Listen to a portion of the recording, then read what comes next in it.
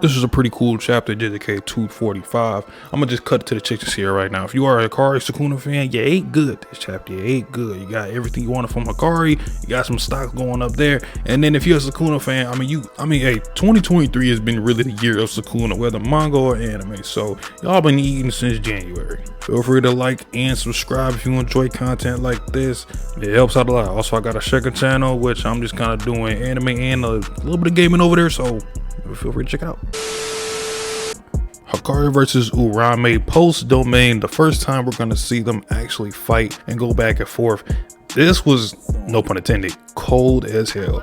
I'm really a fan of not only Uraume but these elemental abilities, how Gege makes them so lethal compared to a lot of the average curse techniques like lightning with Kashimo blasting people's body parts off, Jogo just setting people ablaze, and then with Uraume they are just very dangerous because not only can she freeze you, but if they punch you they're taking off limbs. So fighting these characters feels like it's such a tall order because Gege just does not hold back when it comes to these elemental fighters. Now Hakari is obviously in jackpot mode. You can actually see the music notes that are coming off of his aura, which I think is a nice touch right there. So we got a lot of cool like ice brutality because you know with Gege and Hakari, he's gonna go all out when it comes to the gore, and being able to do these things to Hakari that other characters probably aren't gonna be able to live through, but he can get away with it with Hakari. And I think scaling wise, Uraume, I'm not gonna say she's in the top 10, but they are going to be pretty hard to scale until the end of this fight because I naturally just put Uraume around the same levels like a Jogo or even like a little bit of a stronger Dagon. Not underestimating Uraume, but compared to everybody else that's on the playing field right now, I just don't have this feeling that Gege is going to do a lot with Uraume in terms of the future. I feel like this fight is probably going to be Uraume's last big fight or last big moment, we'll say. But of course, in Jackpot, Hakari is just a completely different being. I mean, the guy pretty much does not care what happens to his body. He's going to keep fighting. As we see him get his arm frozen and punched off, and right as Uraume thinks that they're about to counter or do something, you see Hakari with his ice like he's still regenerating over his hand, grab Uraume, slammed him through a building, and then with like an ice spear or javelin, whatever this was, is thrown at Hakari, and it's in the side of his body gets chipped, and you actually see his organs spilling out. He's still just going full speed at Uraume, but as he kicks, he gets his leg frozen, and then he just regenerates immediately and then drop kicks Uraume. Like, this type of fighting style is why we love Hakari. He's pretty much abusing his jackpot immortality, and he's going to just fight a street fight with his opponent. And I love that it was pretty much confirmed by Uraume that he has the best RCT in the series, as it surpasses Gojo and Sukuna in terms of speed, which I feel like we all kind of knew when it comes to self RCT. Hakari kind of had that in the bag because he grew his limbs relatively instant. And then I always feel like this fight was going to have like an underlying theme to it, because Uraume started to talk about how Hakari doesn't really have that human nature to him when it comes to fights. Like, he's more so of not a modern sorcerer in terms of his mentality, because he kind of just throws away his humanity when he's fighting. He's only worried about his opponent and his opponent alone. And that fear of being alone, and because you're weak, and that fear of being alone that a human has, he just doesn't have. So Uraume is going to treat him like a monster. And I love that because obviously there's similarities between Sukuna, who has that mindset. I think Hakari isn't going to be the only one, because we see Yuta was mentioned as well when Hakari starts to spout about humanity, and he's heard something like that before. So I think Yuta's going to get a crazy buff in terms of his Jujutsu against Kenjaku that I can't wait for. But seeing Hakari get this from Uraume, and I know a lot of people are like, oh, it's Uraume, who cares? Uraume is around Sukuna, Kenjaku. They've probably been around some of the strongest sorcerers ever. And being given that title from Uraume is big. So we got Uraume, who's going to go full power, not holding back, which, if that was holding back, I'm really interested to see what Uraume is going to do.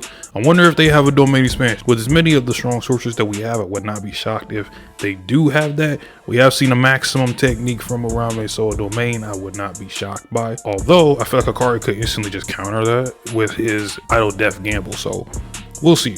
His fever is high because anytime he has a chance to die, he just gets hyped and ready to go, and then he's asking for a cold one. So I feel like we're gonna be in for a 5-star classic, if I will say so myself. I love the fact that Hakari was compared to Gojo, Sukuna, and modern old sorcerers, because I feel like when it comes to the modern sorcerer, I always felt that Hakari was kind of like the guy in terms of at least what you think of a modern sorcerer should be.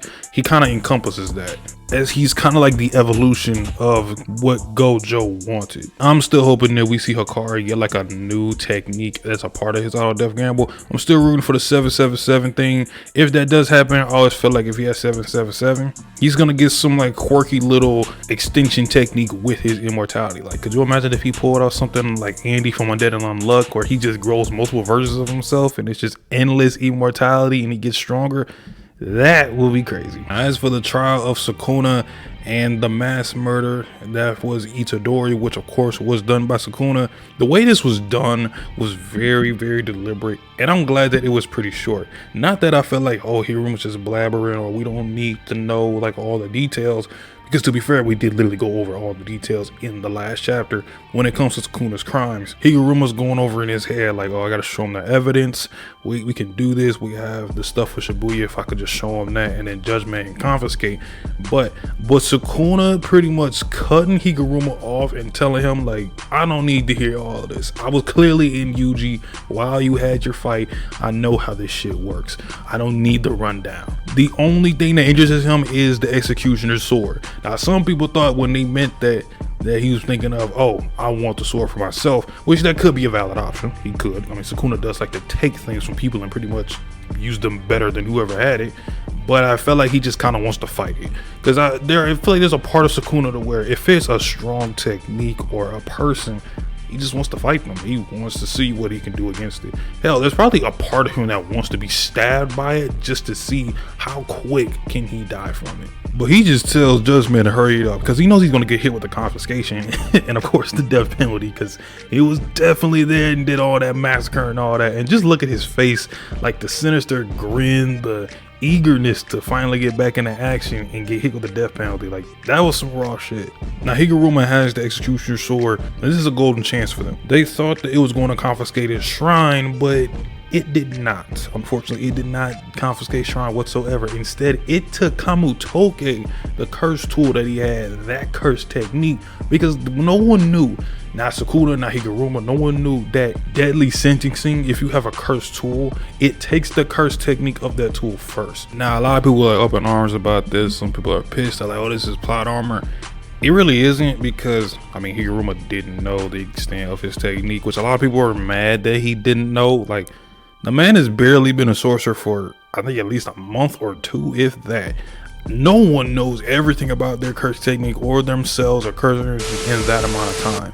And for the people that's going to bring up other characters, Gojo didn't unlock a domain until post Toji.